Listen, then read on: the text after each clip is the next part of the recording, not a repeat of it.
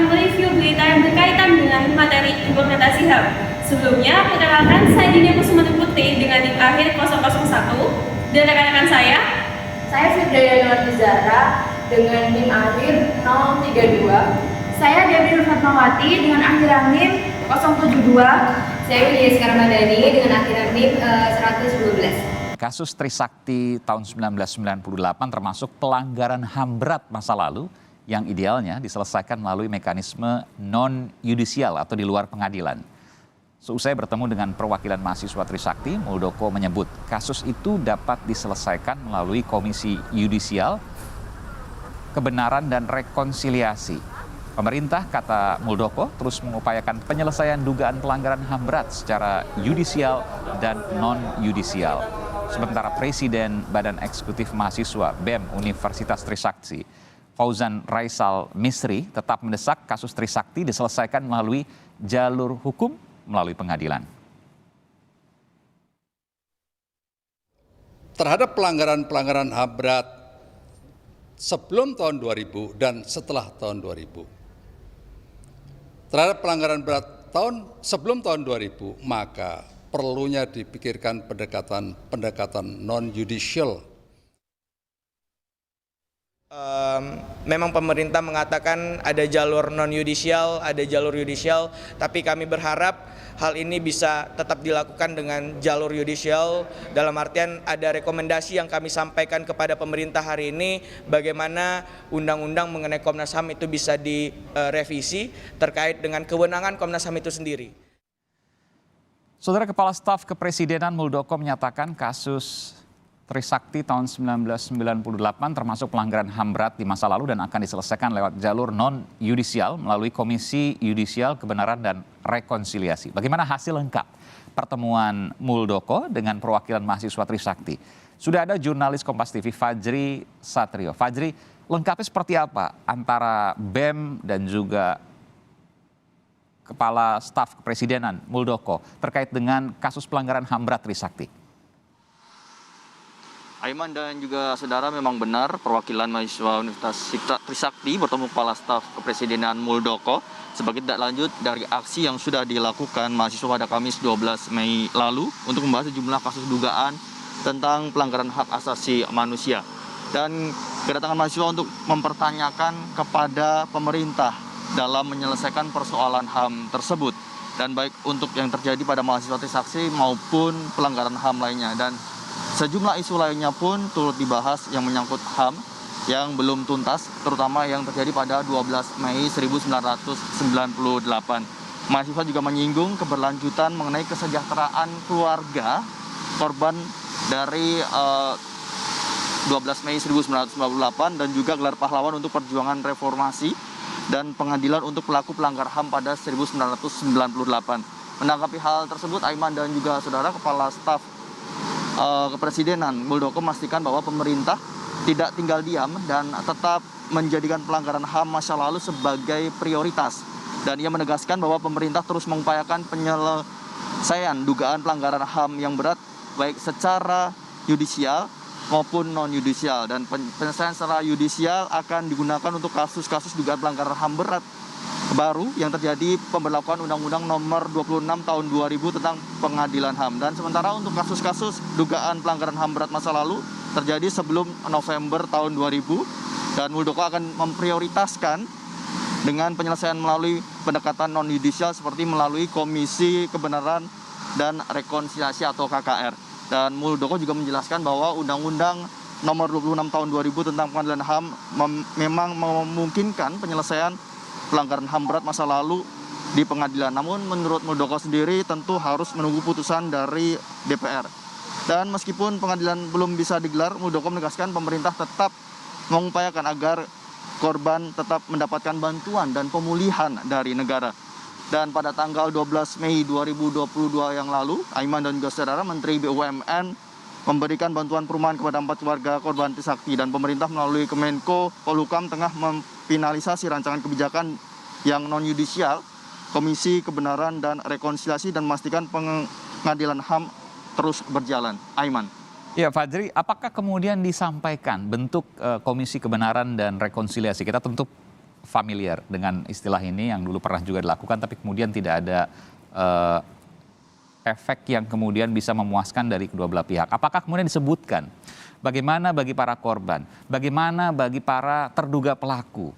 Apakah kemudian ini juga akan dipikirkan di Komisi Kebenaran Rekonsiliasi? Apakah sudah disebutkan tadi rencana-rencana ini?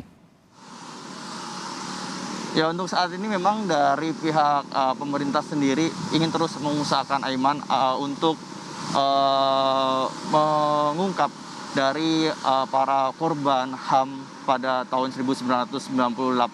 Seperti yang tadi juga disampaikan Kepala Staf Presiden Muldoko bahwa semua yang menjadi pelanggaran HAM sendiri akan terus coba diungkap dan pemerintah akan terus mengusut dari pelanggaran-pelanggaran HAM tersebut. Aiman. Adakah kemudian kesimpulan akhir yang dicapai dari Trisakti, dari BEM Trisakti dengan Kepala Staf Kepresidenan Muldoko?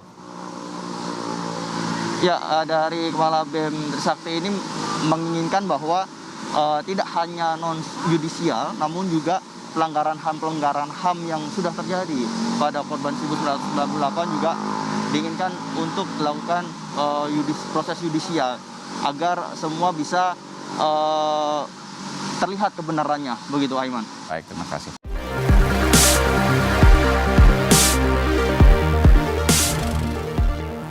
Mei 1998 menjadi hari penuh sejarah untuk Indonesia. Pada hari itulah, puluhan ribu mahasiswa menduduki gedung DPR MPR Jakarta. Tak hanya halaman, kubah gedung DPR MPR juga tak luput dari mereka. Tak pelak, aksi ini pun menjadi demonstrasi terbesar yang pernah dilakukan mahasiswa selama 30 tahun terakhir di gedung DPR MPR. Aksi ini sendiri sudah dimulai sejak pagi hari. Secara bergelombang, ribuan massa mahasiswa dari sejumlah kampus berdatangan. Tak hanya para mahasiswa, sejumlah tokoh yang bergabung dalam gerakan reformasi nasional juga mendatangi kompleks parlemen. Dalam tuntutannya, para mahasiswa pada intinya mendesak Soeharto untuk mundur dari jabatan presiden. Bukan hanya itu, mereka juga meminta sidang istimewa MPR segera dilaksanakan. Singkat cerita, pada sore hari sekitar pukul 15.20 waktu Indonesia Barat, massa mahasiswa dan sejumlah tokoh nasional mendapat kejutan. Bak petir di siang bolong, Ketua MPR saat itu yakni Harmoko meminta Soeharto untuk mundur.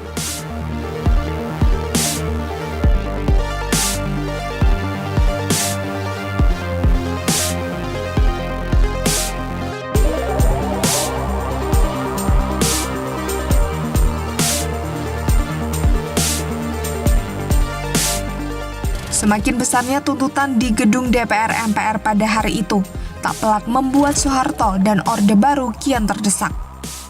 Hingga akhirnya pada 21 Mei 1998, Soeharto menyatakan mundur dari kursi presiden. Dengan ini, agenda pertama reformasi yakni mundurnya Soeharto telah terpenuhi.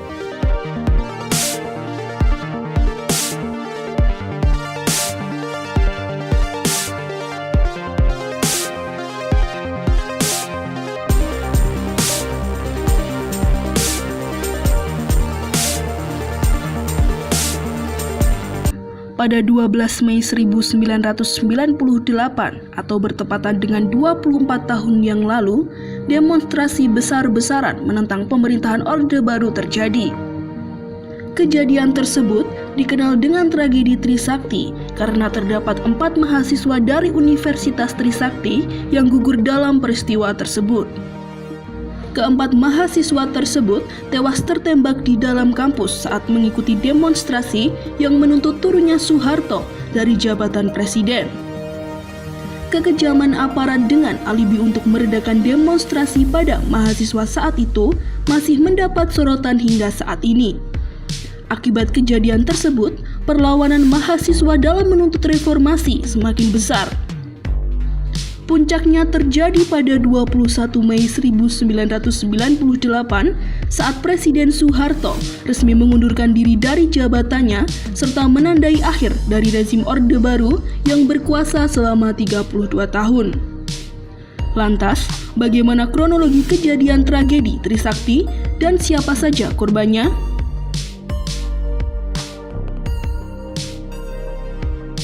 Pada awal tahun 1998, perekonomian Indonesia mengalami goncangan akibat adanya krisis finansial Asia sepanjang 1997 sampai 1999. Tepat 24 tahun lalu, pada 12 Mei 1998, para mahasiswa termasuk mahasiswa Trisakti melakukan aksi demonstrasi besar-besaran ke Gedung Nusantara. Aksi yang dinamai dengan Aksi Damai tersebut dilakukan mahasiswa Trisakti pada pukul 12:30 siang. Namun aksi tersebut dihalangi oleh pihak kepolisian yang disusul oleh kedatangan militer. Beberapa perwakilan mahasiswa pun berusaha untuk melakukan negosiasi dengan para aparat. Namun hal tersebut tidak membuahkan hasil. Pada pukul 5 sore, para mahasiswa bergerak mundur diikuti majunya pergerakan aparat keamanan. Aparat keamanan memukul mundur mahasiswa dengan menembakkan peluru ke arah para mahasiswa. Akibatnya, mahasiswa mulai berhamburan karena panik. Sebagian besar melarikan diri dan berlindung di Universitas Trisakti. Namun karena aparat tidak segera berhenti melakukan tembakan, satu persatu korban mulai berjatuhan dan dilarikan ke rumah sakit sumber waras.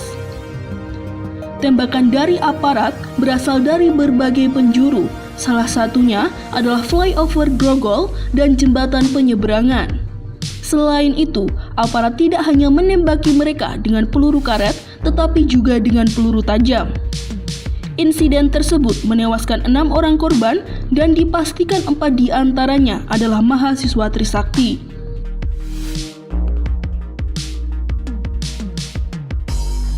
Demonstrasi yang dilakukan oleh gabungan mahasiswa adalah serangkaian aksi yang menuntut reformasi sejak awal 1998. Aksi tersebut semakin terbuka menyusul pengangkatan Soeharto menjadi presiden untuk ke-7 kalinya lewat sidang umum MPR pada 10 Maret 1998.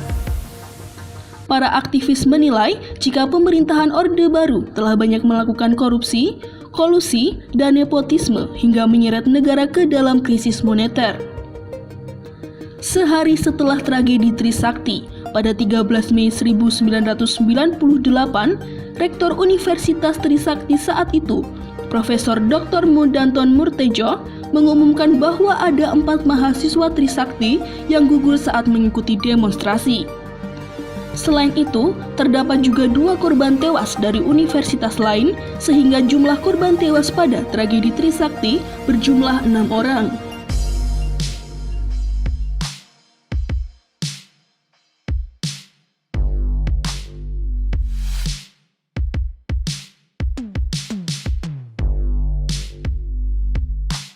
Setelah jatuhnya korban tewas dan banyaknya korban luka-luka, pihak berwenang mulai melakukan penyelidikan lebih lanjut. Pada salah satu korban yang bernama Heri Hertanto, ditemukan serpihan peluru kaliber 5,56 mm di tubuhnya. Namun Jenderal Polisi Dipyo Widodo, Kapolri yang menjabat saat itu, membantah jika anak buahnya menggunakan peluru tajam. Kapolda Metro Jaya, Hamaminata, juga menyatakan bahwa polisi hanya menggunakan tongkat pemukul, peluru kosong, peluru karet, dan gas air mata. Sampai saat ini, misteri penembakan tersebut masih terus menyelimuti sejarah kelam dalam tragedi 12 Mei 1998. Akan tetapi, 4 mahasiswa yang tewas dalam tragedi 12 Mei 1998 ini akan dikenang sebagai pahlawan reformasi oleh pihak kampus dan namanya diabadikan menjadi nama jalan di kampus Usakti, Nagrak, dan Bogor.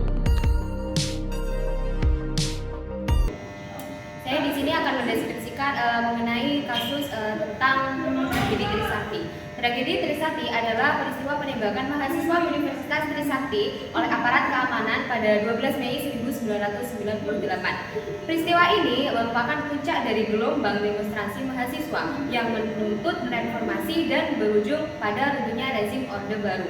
Beberapa hal terkait tragedi Trisakti. Yang pertama yaitu 4 mahasiswa yang telah tewas dalam peristiwa ini adalah Elang Mulia, Lesmana Heri Hertanto, Hafidi Kroyan, dan Hendriawansi. Dan yang kedua, para mahasiswa itu tewas ditembak di bagian-bagian vital seperti kepala, tenggorokan, dan dada.